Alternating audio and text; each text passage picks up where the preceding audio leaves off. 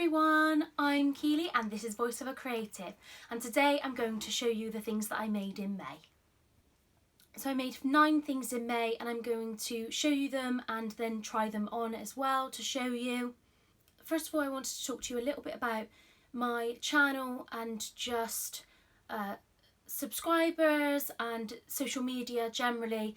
So if you don't want to hear about that, just skip a minute or so and then it'll be on to my makes. Now, I've been seeing lots of people hit massive milestones recently, and I myself am only kind of just over 100 away from 2,000 subscribers. And sometimes with YouTube and Instagram, you find yourself thinking, well, am I not as good as other people because I don't have so many followers? Or am I not as good because I haven't got so many subscribers? Or what can I do to improve?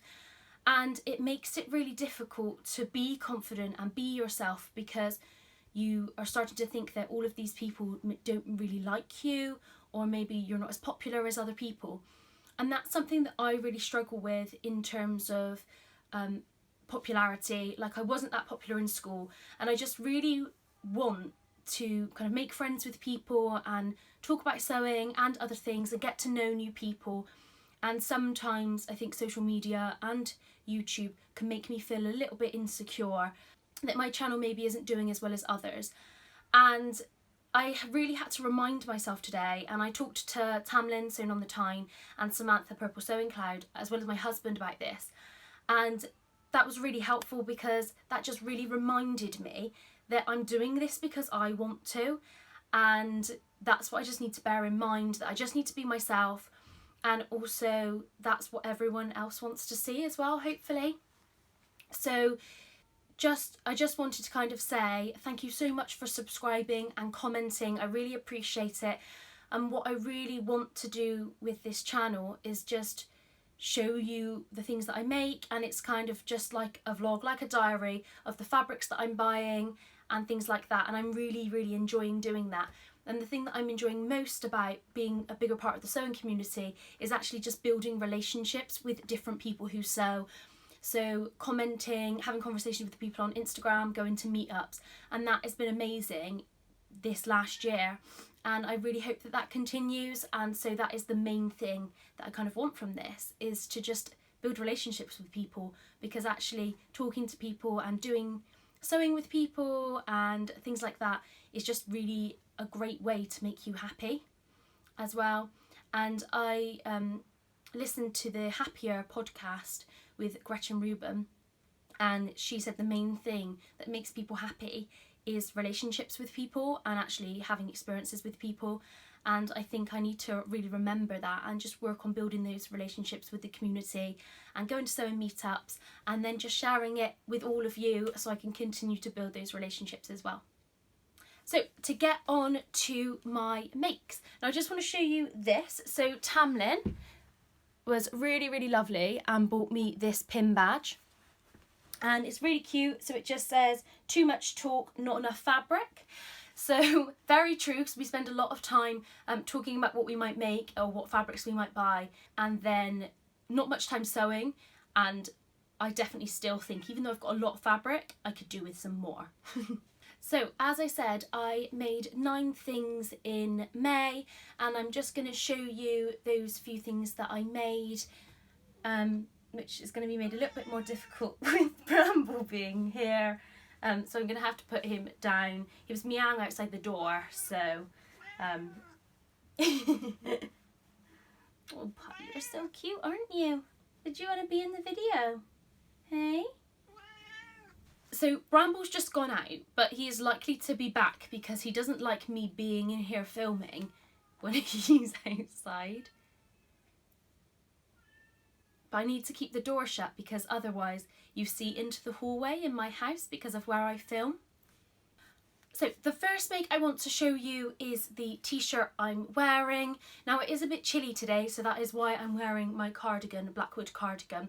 But I'll take that off and then I will show you my t-shirt. So this is a t-shirt I made, and now this is the Plantain Tee by Deer and Doe.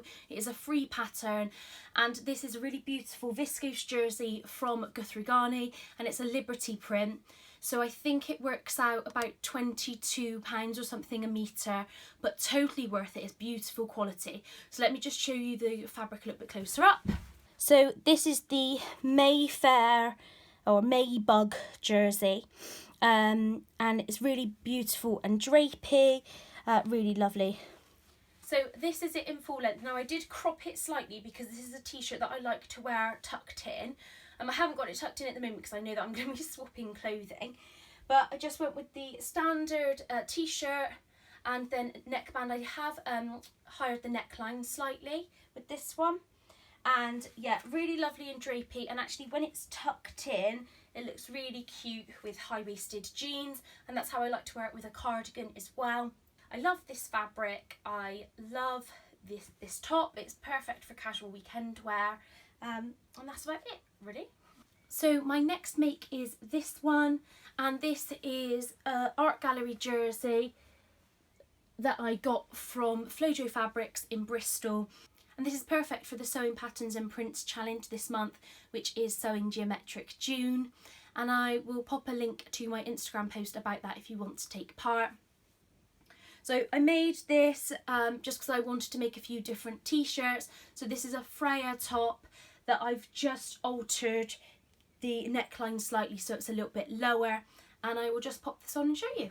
So this was a bit of an issue area here, but as I said in my last video, I think since I've washed it, it's kind of gotten rid of that excess fabric that was there and it's made it a lot more comfortable in the process.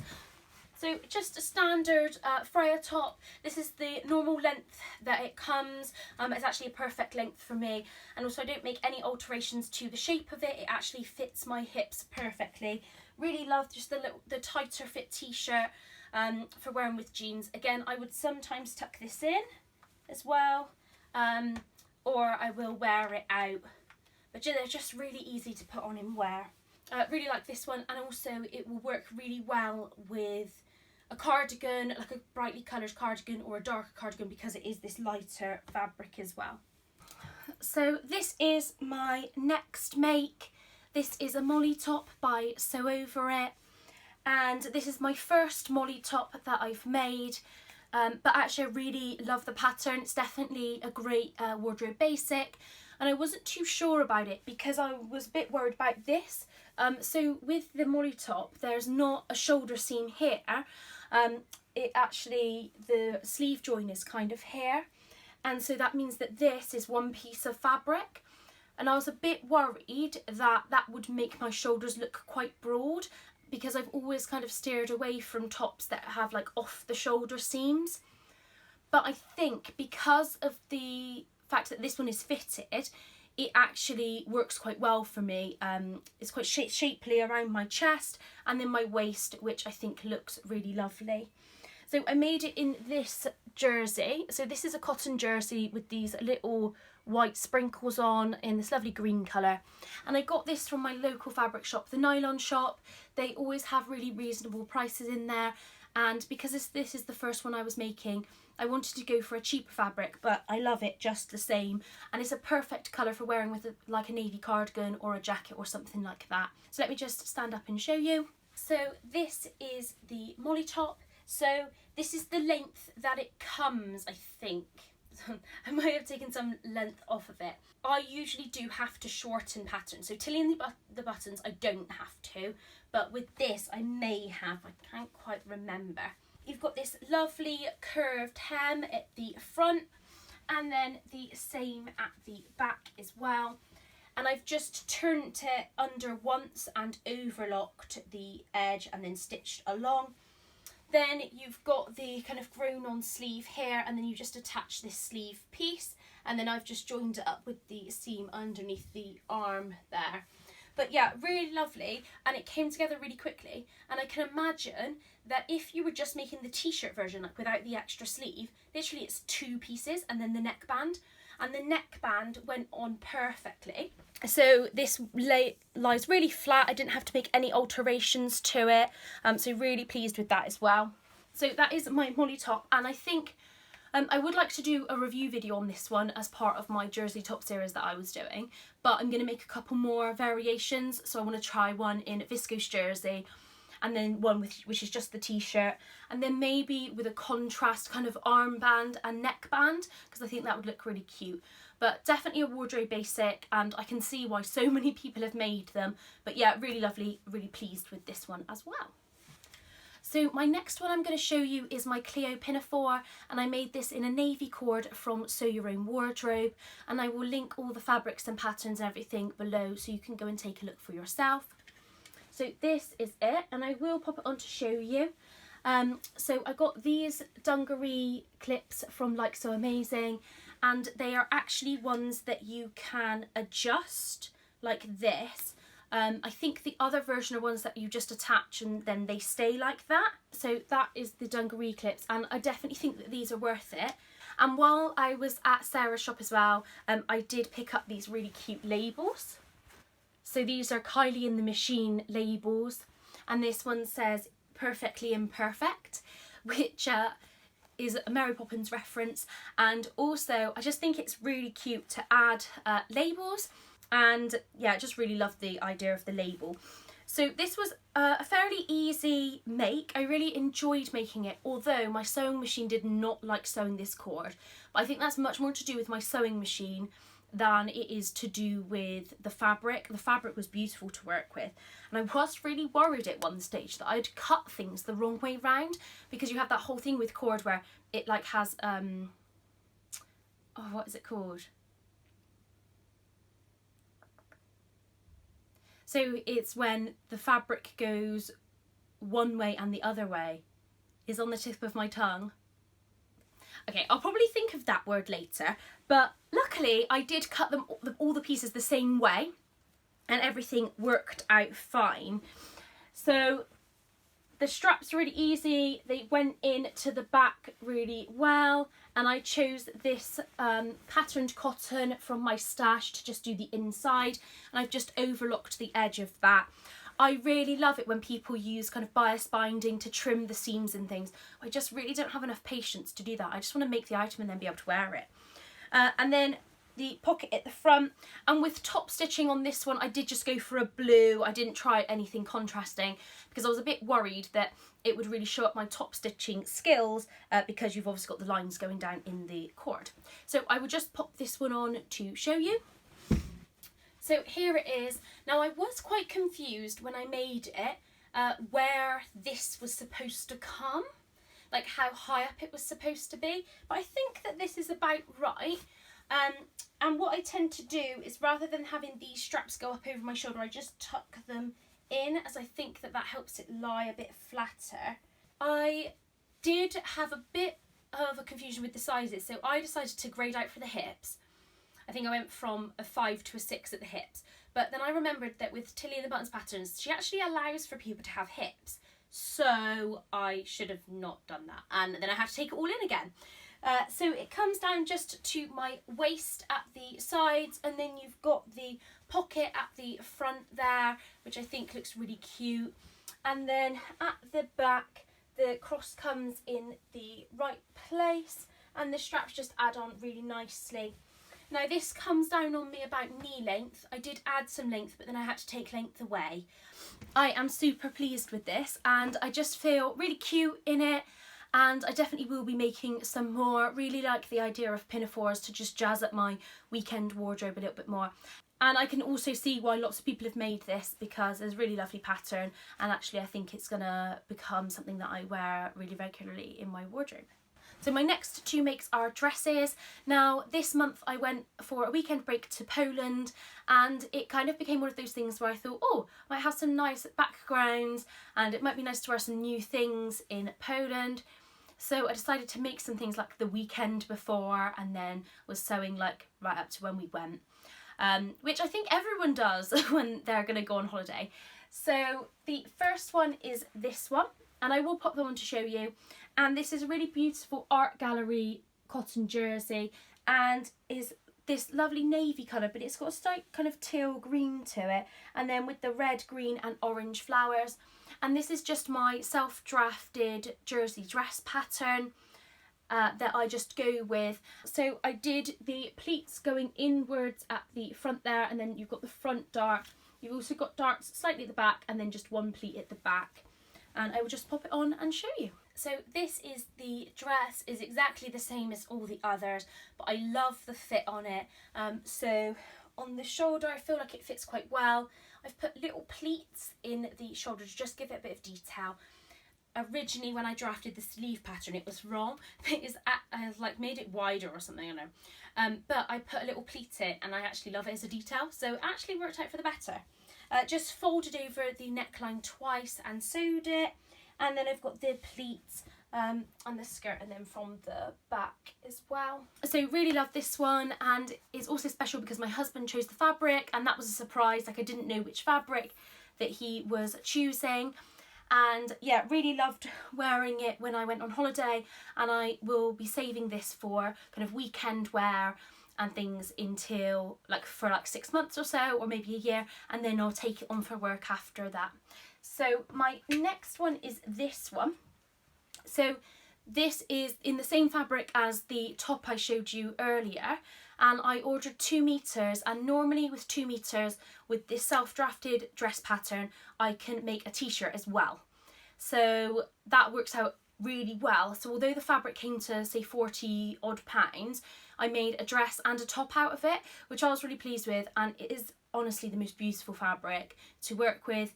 And I've already washed it a couple of times, and it's turned out really well, and I just love it every time I wear it, so then it's worth the money, I feel.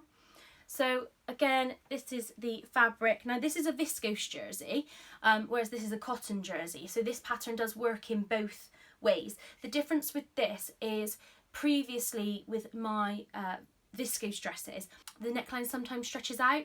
With the cotton jersey ones, it doesn't seem to do it, but just because of the extra kind of drape in the viscose jersey, it does. So what I'm going to start to do is to add a neckband on, because I actually think that will just support the neckline in staying together rather than drooping down. So I did change this a little bit and add a neckband, but all I did was cut it down an extra kind of 1/4 of an inch and then add the neckband on. And to do that, I just measured the neckline, worked out 85%, and cut a strip of fabric to that effect. So that worked out really well. So this is this one. Now you can see kind of the difference in the fabric, that it's just a little bit looser, a little bit more drapey, just a little bit softer. So that's just the difference in the fabric. This one I did add pleats along the front of the stomach there, just a slight difference for the viscose jersey. I thought it would look quite cute, and I do like this feature. Then at the back, just the same as the other one.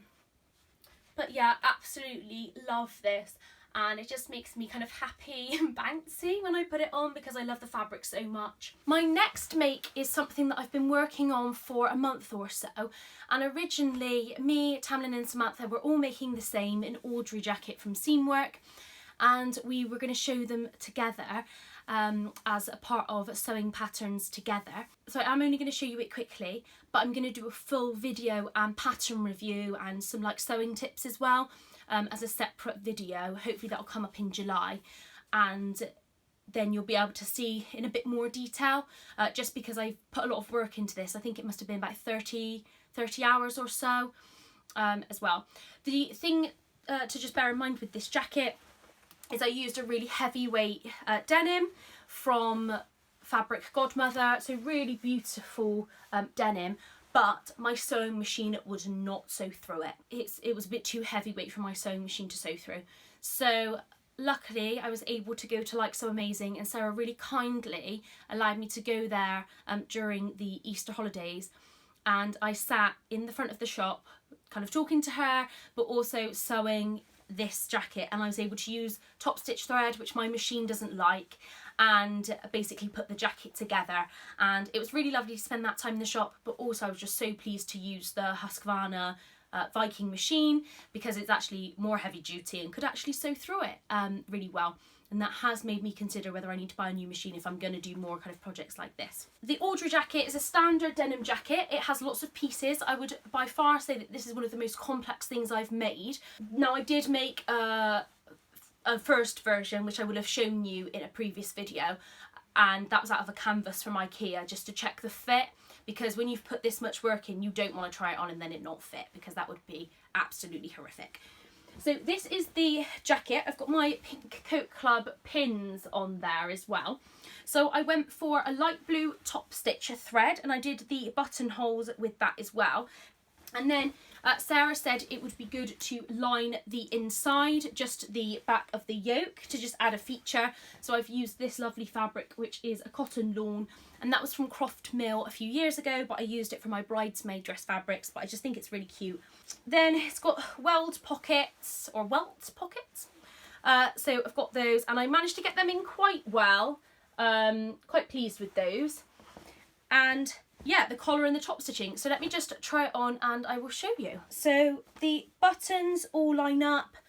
So I bought a pack of buttons from Amazon, and it was like a set of like 40, and you could just choose the colours you wanted. So I hammered those in, I had the courage to do that. And then the same on the sleeve as well. So it's got the, I don't know, button placket, sleeve placket. Okay, and then the cuffs as well, all the top stitching done throughout, but I did not include this pocket here. I didn't want to add that, basically. So I have worn it out a couple of times already, and I think it looks really quite cute with dresses, especially this kind of dress, and really pleased with the fit on the shoulder. Sometimes shoulders don't fit me, so I was a bit worried about that, and I've got really good length in the sleeve, and I can undo these and fold them up if I wanted to as well. And then at the back, I've got the top stitching as well. I'm really pleased with it. And I think this is one of those things where slow sewing really does pay off. So my last make is the Ash Jeans by Megan Nielsen, which are these. Now, I started making these last summer, so ages and ages and ages ago. And this is quite cheap denim. So this is denim from Fabricland. And unfortunately, that is the reason why I don't really like these jeans. So I fitted them really well, and they do fit me well around the crotch and around my waist. But I did have to make quite a few alterations to the pattern to achieve that. This denim is not the highest quality, and the biggest thing about it is it doesn't have much stretch to it. And this kind of jean, because I've made it a skinny fit, it really does need the stretch. And what has basically happened is, if you compare it to my Levi jeans, which have denim as soft as butter that you can move around to it in, you can do a high kick in, this denim just doesn't measure up. And I haven't tried loads of denims, so I would be on the lookout to find some denim. And I have got some really beautiful stretch denim from Satisfaction, which I am gonna use and try. But for the amount of time that I spent on these, with the top stitching and the fly and all of that stuff, the denim doesn't really match up with what I expected of my first pair of jeans. So I actually haven't worn these yet. I've kept choosing my Levi's over them. Even though I wanted to wear a Me Made and it was Me Made May, I still chose my Levi's. So that kind of says something. But it'd just be such a shame. So I'm just going to try them on and try and show you them. Okay, so I don't know how much you're actually kind of going to be able to see, but it fits fairly well on the waist. I managed to get the waistband on quite well, and then the pockets. So they are a high-rise version. I feel like it fits quite well across the crotch. Originally I had a lot of bagging here, which I've managed to alter, and then it fits well on the back. There is a slight bit of gaping here, because I do have a sway back, so I think I would have to take that in a bit there. But actually that allows me to actually move in them. What I would kind of say is they do fit. I wonder if I just need to wear them out for a day and just see how they are, so I'm sure they would be fine.